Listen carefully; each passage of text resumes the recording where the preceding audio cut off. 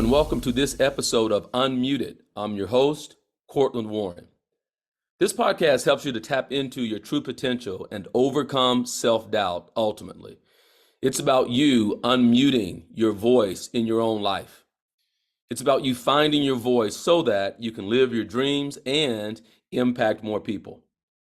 In today's episode, we're going to explore an idea that I am certain will resonate with you. I am certain that it will resonate with you because you're likely a person who's had an idea before that you didn't take action on. And then later, you saw that idea out in the marketplace. So for example, you have an idea for a product or service, you didn't take action on it, and then 6 months later, a year later, you saw it in the stores, and part of you is like, what? That was my idea.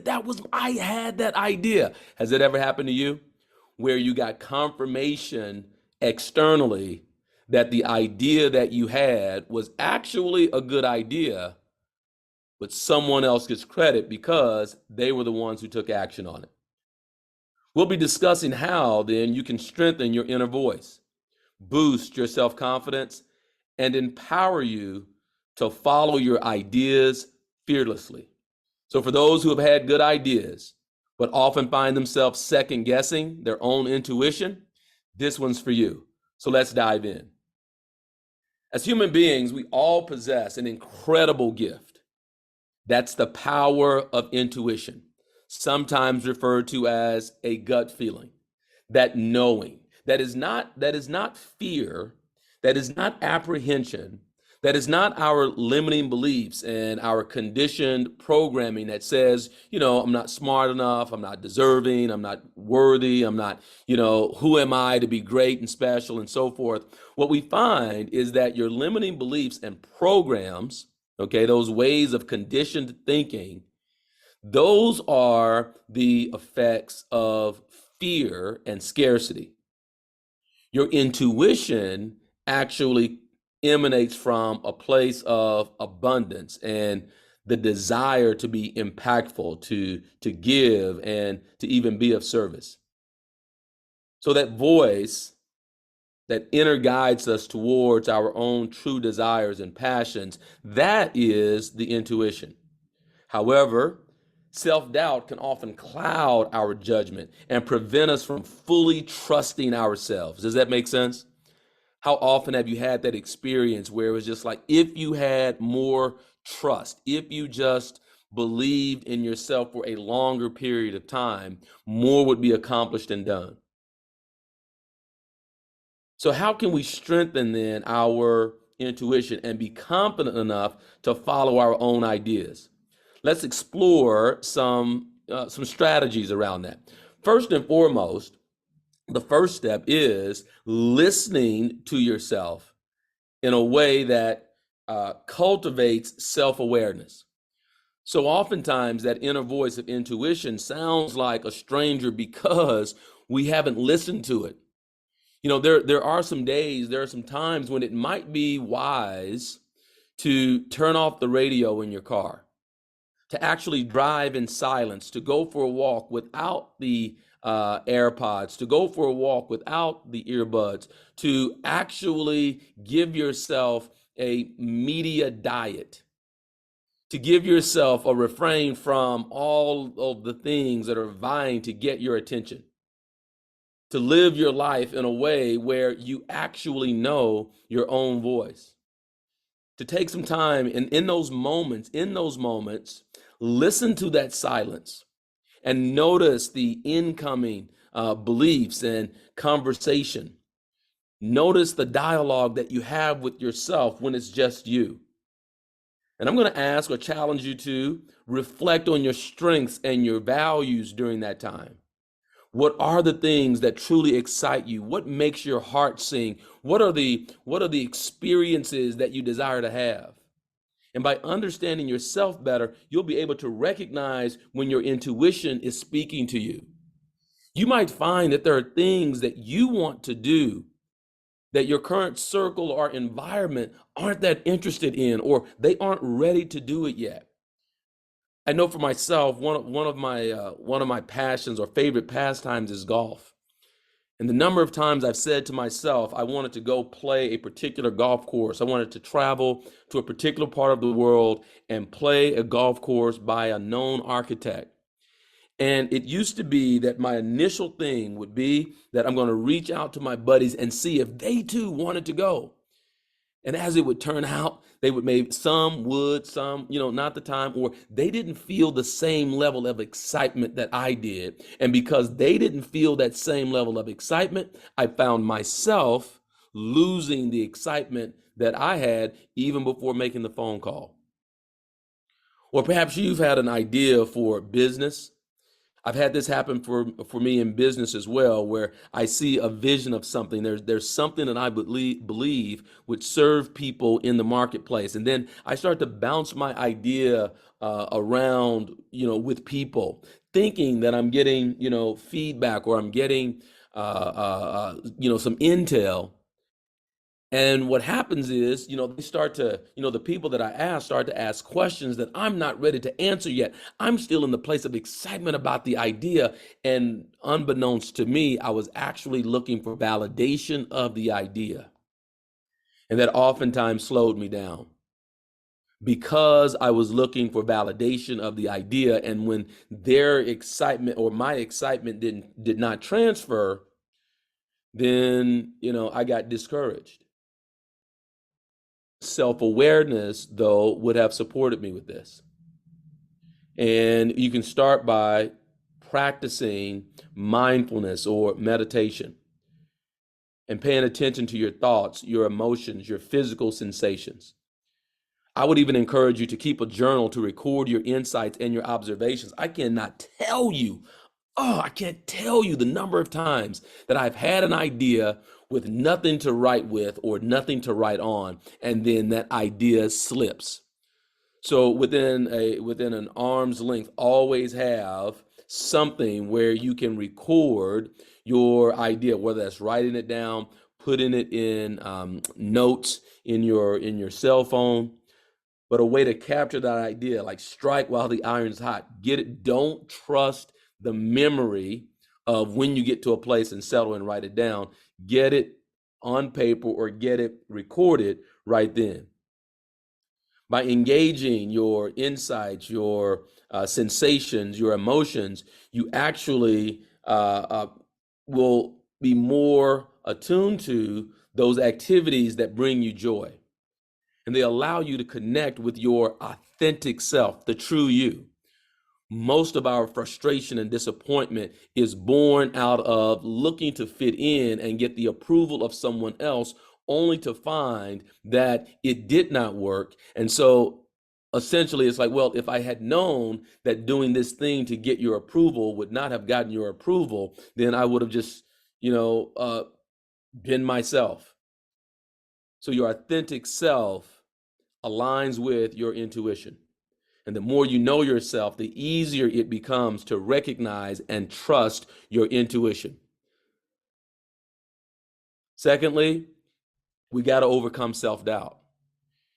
We have to overcome self-doubt. And in doing that, it's first of all, we got to recognize that self-doubt can be a significant barrier to listening to yourself. When you perhaps take inventory of the mistakes you've made, the errors of judgment, the errors of execution and action, the times when you turned left and you should have turned right, the Monday morning quarterbacks, all, it's the ridicule and the criticism that comes after the mistakes have been made. Now, this may not be very popular to some of you. It may not be very popular to some, but I'm a big San Francisco 49er fan. I don't know. Don't hang up. Don't hang up. Okay. Don't stop listening. But I'm a big 49er fan. And a couple of years ago, we drafted this quarterback, number 3 in the draft, and we gave up a lot. Okay, we gave up first round picks for subsequent years and multiple picks to move up to get this guy at number 3, the number 3 overall pick.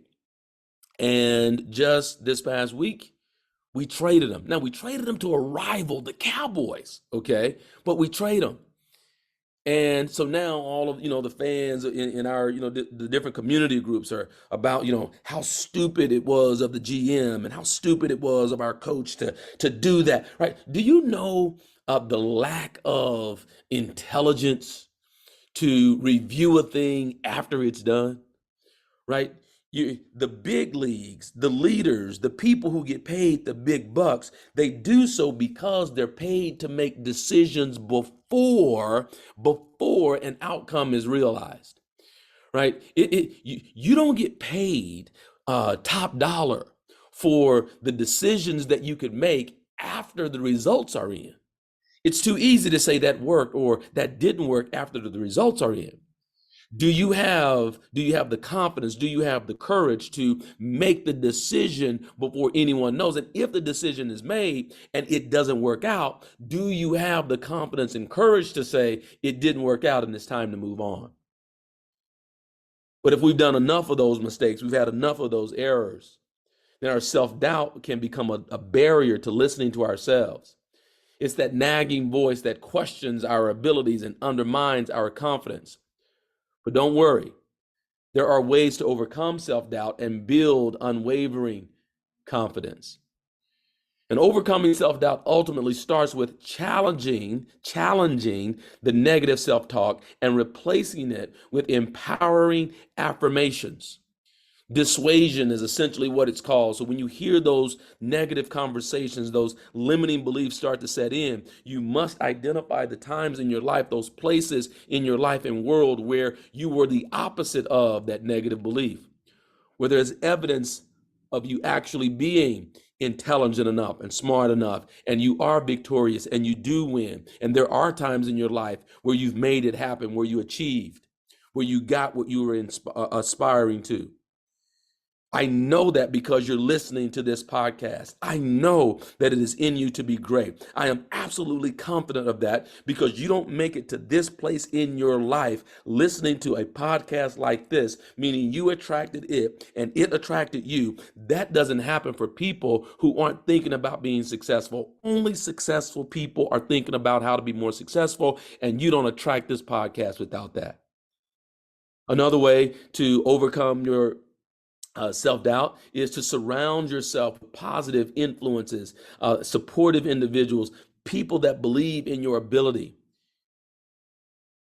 It's about making sure that your environment is conducive for growth. And then you also gain momentum by setting achievable small goals and celebrating those victories along the way. Now, what I just gave you right there is gold. And I'm telling you, in my years of personal development, it's a mistake that I see a lot of people make. Don't let that be you. Don't let it be you, meaning be a person, meaning you're a person who doesn't celebrate the small wins, a person who doesn't celebrate those small victories. I'm telling you, it actually builds momentum. Remember that self-confidence is a skill that can be developed with practice and a dose of self-compassion. And one of the ways that you increase it even more is you set achievable goals, you accomplish the goal, and then you celebrate the achievement. This is what builds momentum, and those wins start to stack on top of each other over and over and over and over and over again. You can't see me right now, but I'm still kind of, I'm still sweaty from working out. And yeah, I'm in a hotel, and yeah, I went to go work out, and I'm here to do the podcast right now. Why? Because I said I was going to. I don't consider myself or classify myself as a workout person. Not really, my thing, but I have made a commitment to myself. And I notice that the more I compile or stack those times when I got up and I went to the gym, I had a whole gym in a Las Vegas resort today by myself. Yeah, it's a Monday morning, but I had it all to myself because I said that I would do it. And those wins, they start to pile up. So make sure that you're celebrating. Make sure that you're celebrating your achievements. And so in addition to cultivating some self-awareness through introspection, listening to yourself, counting your wins, your victories, noticing your strengths and what brings you joy, writing down the ideas that come to mind as inspiration and the experiences, and gifting yourself the experiences that you desire to have.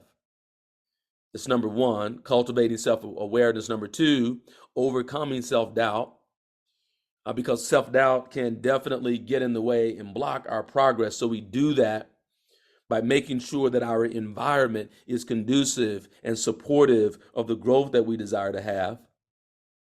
And then number three is for you. If you're going to listen to yourself and begin to trust your intuition more, you do that because after we've explored self-awareness and overcoming self-doubt, it's now time to focus on trusting the intuition. Yes, you know you have an intuition, but now we got to trust it. And your intuition is like, how do I say this? It's like a compass. It's like a compass that guides you towards your true path. So how then do you strengthen this inner voice and trust it more? How do you essentially make it louder? Here are a few ways. One, through visualization. To quiet the noise and listen to your inner voice, give you instruction. And it's more effective in doing so when you're clear about what you want. Give the subconscious mind, give the mind a target, something that you desire to achieve that is tangible. And then go silent and listen for ideas and ways to have it manifest, and ways for you to actualize it. Practice meditation and visualization. Number two, pay attention to your body's physical reactions when you make decisions. Notice any tension or relaxation. Number three, keep a record of times when you followed your intuition and it led to positive outcomes.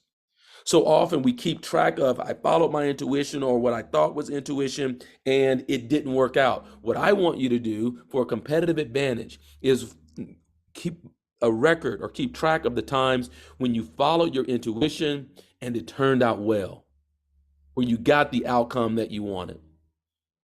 Number four, surround yourself with like-minded individuals who support and encourage intuitive thinking. Not the people who have to see, who will believe it when they see it. Anybody can do that. Anybody can believe it when they see it, but real creation happens as a result of seeing it or believing it before there's actual evidence of it. That's what entrepreneurs do. That's what people who go out and create their dreams do. They don't believe it once the evidence is in. They start to believe it before they even see evidence, and they act and they act accordingly. They take action in response to what they've seen in their mind and what they want to have come to fruition. And then ultimately, it's about number five, taking small steps towards achieving that result. Take small steps towards trusting your intuition and reflect on the results. And as you see yourself moving and in progress, that seeing yourself in action and being able to gauge where you started and being able to look at how far you've come, there will come a time where you get to a place where it's like, I've come too far to turn back. I've come too far to turn around. I believe it was Les Brown who said, "Be stubborn about your dreams, but flexible in your approach." Man, that's good, right? Be stubborn about your dreams. Be relentless in the pursuit of your dreams. Latch on to it and let no one tell you that it's not possible for you. Be stubborn, be hard-headed, be rigid about the dream, but be flexible. Be flexible in your approach. Remember this: listening to yourself is a journey that requires practice and patience. And by cultivating self-awareness, overcoming self-doubt, and trusting your intuition, you unleash your inner genius and you confidently start to follow your own ideas.